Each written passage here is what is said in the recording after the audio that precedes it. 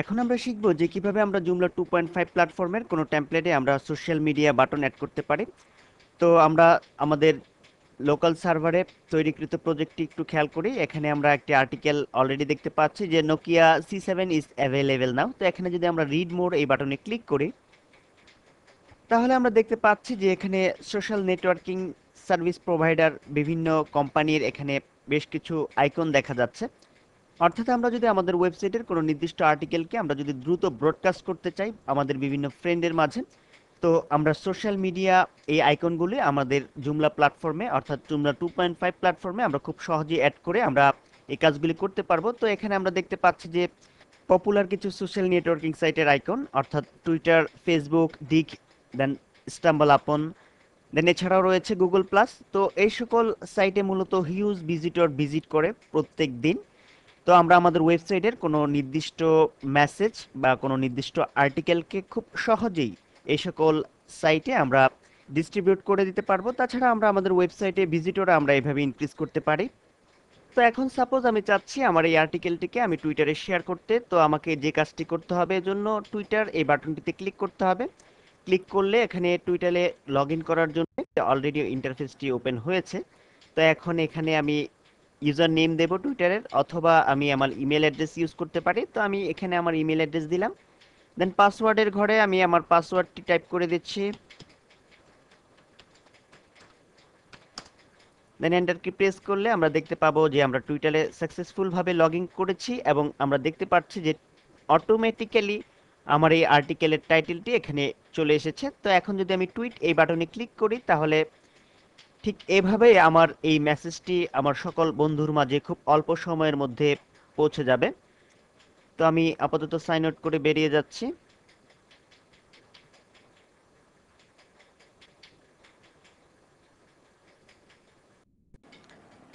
তো চলুন বিষয়টি আমরা একটু প্র্যাকটিক্যালি শেখার চেষ্টা করি। অর্থাৎ আমরা এ ধরনের বেশ কিছু পপুলার সোশ্যাল নেটওয়ার্কিং সাইটের আইকন কিভাবে Joomla 2.5 প্ল্যাটফর্মের কোনো টেমপ্লেটে আমরা অ্যাড করতে পারি এখন তা শিখব।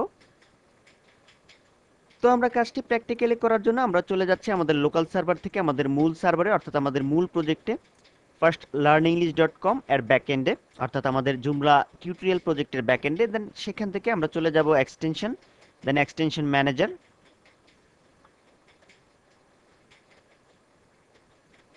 দেন ব্রাউজ। আমরা ব্রাউজ বাটনে ক্লিক করছি।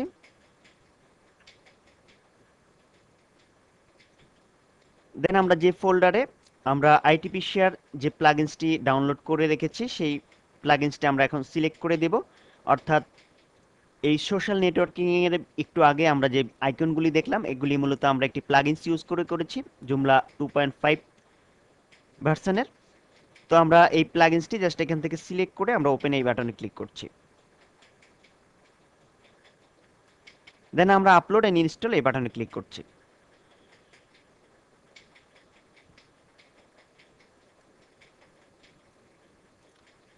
তো আমরা দেখতে পাচ্ছি যে অলরেডি একটি মেসেজ যে ইনস্টলিং প্লাগইনস অর সাকসেসফুল, অর্থাৎ আমরা সাকসেসফুল ভাবে আমাদের প্লাগইনসটি আমরা ইনস্টল করতে সক্ষম হয়েছি আমাদের মূল সার্ভার প্রজেক্টে, অর্থাৎ আমাদের ফার্স্ট লার্নিংলিস্ট.com এই ওয়েবসাইটটিতে। তো এখন আমরা কনফিগার করব এই প্লাগইনসটিকে। তো কনফিগার করার জন্য আমাদের যেতে হবে এক্সটেনশনে, দেন প্লাগইনস ম্যানেজার। যেহেতু এটি একটি প্লাগইনস এজন্য আমরা প্লাগইনস ম্যানেজার এটি সিলেক্ট করছি। দেন এটিকে সিলেক্ট করার পর আমরা দেখতে পাচ্ছি যে এখানে কন্টেন্ট, দেন ড্যাশ আইটিপি শেয়ার।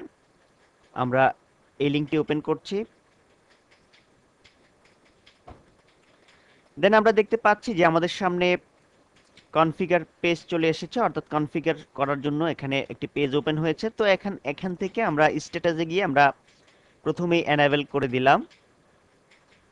দেন আমরা এখানে বিভিন্ন ধরনের সেটিংস আছে, আমরা আমাদের পছন্দ মতো এই সেটিংগুলো চেঞ্জ করব। তো সাপোজ এখান থেকে আমরা দিয়ে দিচ্ছি যে টুইটার বাটন শো। একেবারে উপরের দিকে আমরা দেখতে পাচ্ছি যে পজিশন, আমরা প্রথমেই পজিশন সিলেক্ট করে দিচ্ছি, অর্থাৎ কোন পজিশনে আমরা এই আইকনগুলোকে ডিসপ্লে করাতে চাচ্ছি। আমরা টপ সিলেক্ট করে দিলাম, দেন টুইটার বাটন শো করে দিলাম।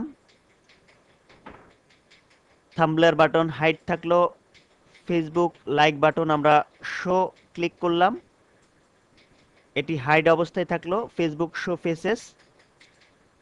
দেন আমরা একটু নিচের দিকে চলে আসি, ল্যাঙ্গুয়েজ ইংলিশ এটাই থাকলো।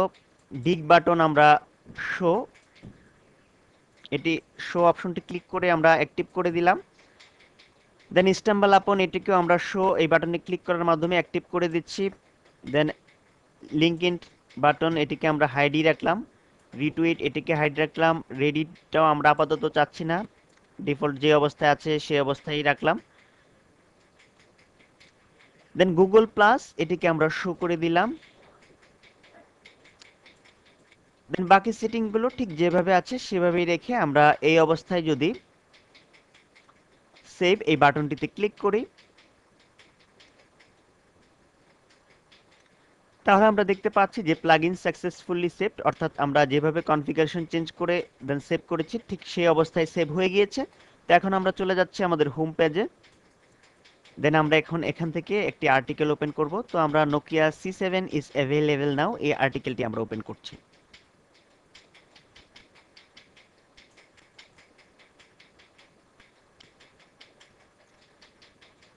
তো আমরা দেখতে পাচ্ছি যে আমাদের সামনে এই আর্টিকেলটি ওপেন হয়েছে এবং সাকসেসফুল ভাবে আমরা যে বাটনগুলি, অর্থাৎ সোশ্যাল নেটওয়ার্কিং সাইটের যে বাটনগুলি আমরা অ্যাড করেছিলাম সেই বাটনগুলি এখানে খুব চমৎকারভাবে এখানে ডিসপ্লে হচ্ছে।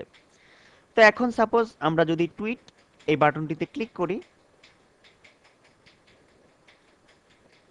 যে এখানে টুইটারে লগ ইন করার জন্য একটি ইন্টারফেস ওপেন হয়েছে। তো এখন আমরা এখানে আমার ইমেল অ্যাড্রেসটি দিয়ে দিচ্ছি, পাসওয়ার্ডের ঘরে আমি পাসওয়ার্ড দিয়ে দিচ্ছি।